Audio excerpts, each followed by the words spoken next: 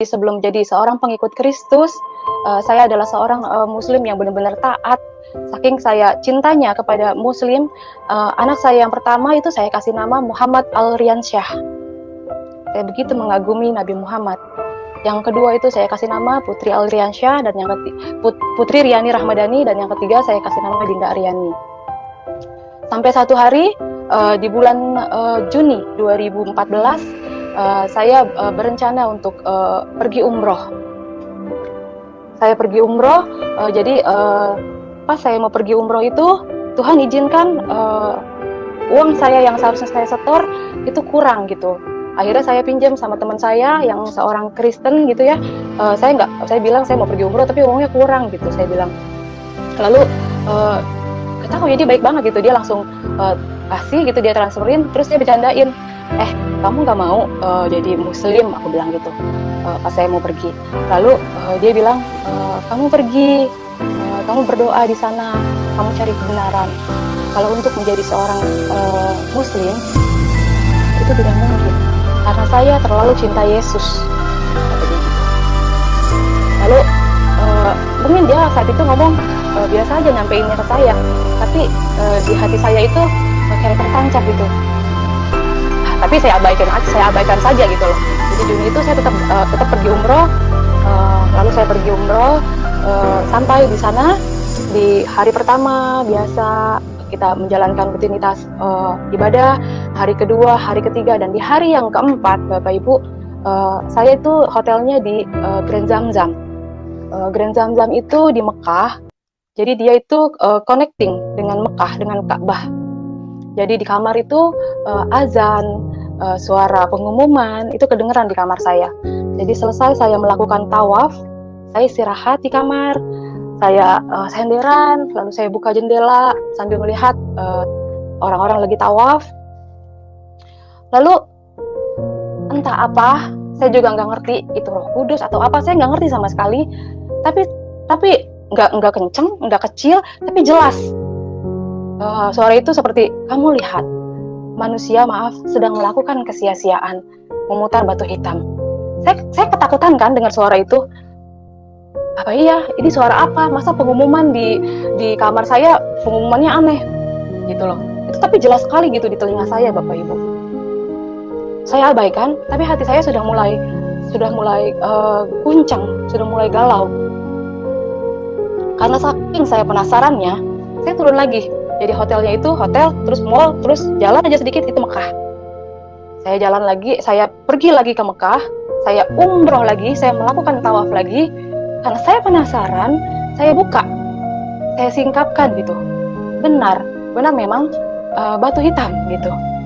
Terus, tapi kan pergi umroh itu 14 hari, itu baru hari keempat. Saya sudah galau, sudah bimbang gitu, tapi tetap saya melakukan dan menyelesaikannya dengan ya sudah gitu, dengan kegalauan itu. Saya pulang ke Indonesia, saya nggak cerita sama keluarga saya nggak ngomong sama siapapun, saya simpen sendiri dengan di hati yang terus berkecamuk gitu. Terus saking saya penasaran, saya mesti nanya ke siapa ya. Tapi sekarang kan gampang Bapak Ibu, informasi gampang kita dapatkan di handphone gitu. Lalu saya buka handphone, saya cari di YouTube gitu. Saking saya penasarannya, ada nggak guru besar, Pak Kiai dari Muslim masuk ke Kristen gitu. Saking saya penasarannya. Lalu di YouTube itu yang keluar Bapak Saifuddin Ibrahim. Di situ beliau sedang mengajar, sedang menerangkan bagaimana Muslim, bagaimana Kristen, di situ sedang menjabarkan gitu. Yesus itu mengajarkan kasih. Kalau kamu ditampar pipi kanan, kamu kasih pipi kiri. Bergetar hati saya mendengar itu. Merinding rasanya. Ini Yesus ini yang teman saya bilang itu tuh. Terus maaf, di ajaran agama saya yang dulu di Muslim, kalau menikah itu boleh lebih dari 3 kali. Jujur saya nggak sanggup gitu loh sebagai seorang wanita. Nggak mau lagi juga dimadu. Lalu di kekristenan itu diajarkan menikah itu sekali seumur hidup. Wah, dahsyat nih ajaran gitu. Saya belajar, mulai baca Alkitab dengan diam-diam gitu. Saya coba mulai nanya-nanya teman-teman saya yang pengikut Kristus gitu. Lalu saking saya penasarannya, itu berjalan itu Juni, Juli, Agustus. Di bulan Juni dan Juli itu saya bilang sama teman saya, kamu gerejanya di mana? Dia sebutin salah satu gereja. Itu saya bilang, gue boleh nggak ikut ke gereja lo? Karena keingintahuan saya yang besar sekali tentang si Yesus itu gitu loh, si sosok yang membuat hati saya langsung jatuh cinta gitu. Kok bisa ada orang ditampar pipi kanan suruh ngasih pipi kiri? Wah, saya semakin penasaran. Semakin saya tahu lagi, banyak hal-hal yang saya bertambah cinta saya gitu sama sama sosok Yesus ini. Lalu pertama kali saya masuk ke gereja seumur hidup saya bingung karena di gereja itu pas saya lihat gelap, terus cewek sama cowok itu nyampur bersatu gitu. Mereka sedang kayak bersuka cita. Lihat di depan itu ada band, ternyata mereka sedang melakukan pujian penyembahan. Saya nggak ngerti, di kiri saya lagi ada yang nangis, ada yang sorak-sorai.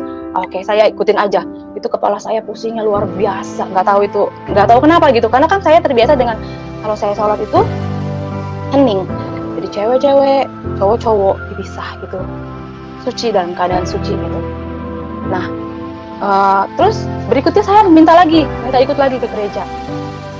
Lagi saya semakin cinta, saya semakin tahu gitu ya. Saya dapetin salah satu gereja, terus saya bilang saya mau daftar sendiri ke ke resepsionisnya, terus akhirnya dijadwalin kita untuk dibaptis. Tanggal 27 September saya dibaptis Bapak Ibu 2014. Hari Minggu. Saya dibaptis, saya dikasih nama Naomi. Terus saya bilang sama teman saya, mau dikasih nama Naomi. Siapa Naomi? Saya kan baca kitab belum sampai tuh ke sana. Kata teman saya bilang, lu baca di Rut.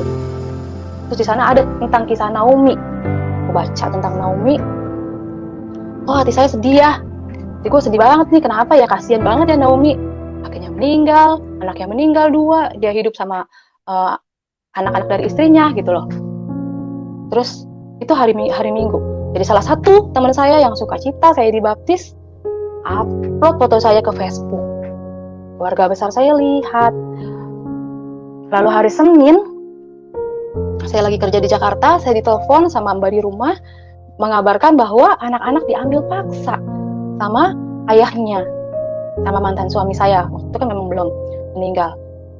Waduh, itu karena dia denger gitu, mereka takut anak-anak saya didoktrin gitu loh. Jujur, saat itu saya kacau banget gitu, saya sedih banget gitu, karena saya kerja itu ya buat anak gitu loh, buat anak, tiga buat keluarga, buat orang tua saya, buat adik-adik saya gitu. Tuhan, kenapa Tuhan? Kok malah begini, malah diambil anak-anak saya gitu loh. Kan kalau orang udah di pos itu ya udah nggak ada hubungan sebenarnya gitu loh. Anak saya masih kecil, lagi sekolah diambil gitu. Ngambilnya juga ngebohongin, bilangnya neneknya sakit gitu. Ternyata dia tahu gitu. Terus saya mau marah, kayaknya mau memakai kekuatan saya sendiri gitu loh. Aduh, apa panggil pengacara ya? Apa panggil polisi ya? Tapi teman saya bilang, jangan.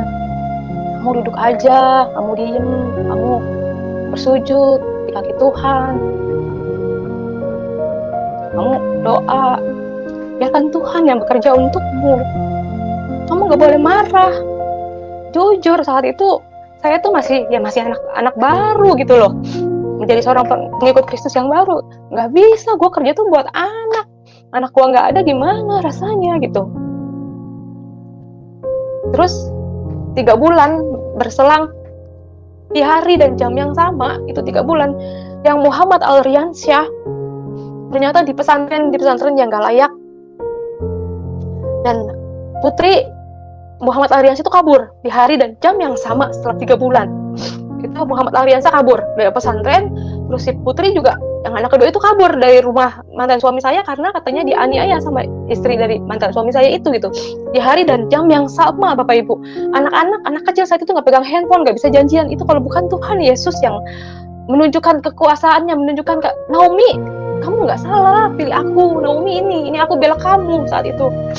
Aku melihat Tuhan bela saya saat itu, benar-benar. Terus akhirnya saya dihubungin sama adik saya karena memang pesantrennya itu dekat rumah dengan ibu saya, dan si putri itu rumahnya cuma beda 3 rumah dari rumah ibu saya gitu. Terus adik saya itu telepon saya bilang, akhirnya saya melanjutkan hidup saya didik anak-anak saya, benar-benar kita dia ikut saya ibadah, anak-anak saya tiga-tiganya. Lalu keluarga besar saya pun tahu saya dicoret dari daftar warisan, saya dicari-cari mau dibunuh, sampai saya ketakutan. Di Facebook itu saya diancam. Tapi tetap saya mau taat. Akhirnya saya ya tetap mau taat. Pokoknya Tuhan beri saya kekuatan untuk terus menjadi pengikut-Mu gitu. Karena nggak ada sedikit pun yang saya lihat dari ajarannya, dari ajaran Kristus untuk membenci saudara kita gitu loh. Saat saya dijolimi seperti itu, saya baca lagi Tuhan bilang, ampuni. Kamu harus mengampuni 70 kali 7. Kamu harus mengampuni saudaramu yang menyakitimu. 70 kali 7 itu banyak sekali. Jadi nggak ada kesempatan buat saya marah gitu. Di situ saya yang benar-benar terus saya semakin yakin gitu. Semakin Tuhan memberikan ujian, semakin saya mau terus maju. Terus dengan berjalannya waktu, saya kerja ke Bali sampai satu titik almarhum ayah saya meninggal. Saya ditelepon sama adik saya, dikabarin. Lalu saya pergi, saya pulang, saya cari pesawat yang benar-benar penerbangan pertama. Sampai saya di Jakarta, saya ditelepon sama ibu saya. Neng, maaf, nggak bisa, Neng kesini nggak bisa, nggak boleh. Kita udah berembuk, keluarga besar udah memutuskan Neng Yani nggak boleh datang ke sini untuk melihat yang terakhir kali wajah Baba. Saya tahu itu manggilnya Baba. Saya bilang, ya udah Bu, Yani nggak boleh melihat Baba untuk yang terakhir kalinya. Apa-apa. Tapi urusin di hari yang terakhir ya Baba, kasih yang terbaik. Urusin pemakaman Baba betul yang terbaik. Papa yang ikhlas ketika melihat wajah Baba untuk yang terakhir kalinya. Untuk melihat wajah Bapak saya yang terakhir kali, masa saya nggak boleh gitu. Saya bilang, ya udah, akhirnya saya transfer uang karena kan memang saya tulang punggung keluarga ya Bapak Ibu. Saya transfer uang untuk pemakaman Baba, mereka terima, tapi saya tetap nggak boleh datang. Ya udah, saya tetap berdoa, saya pulang ke rumah saya istirahat, saya berdoa. Sudah, terus saya tetap melanjutkan hidup saya tetap bergereja, saya tetap melakukan ibadah saya, sambil bekerja, sambil ngurus anak-anak saya.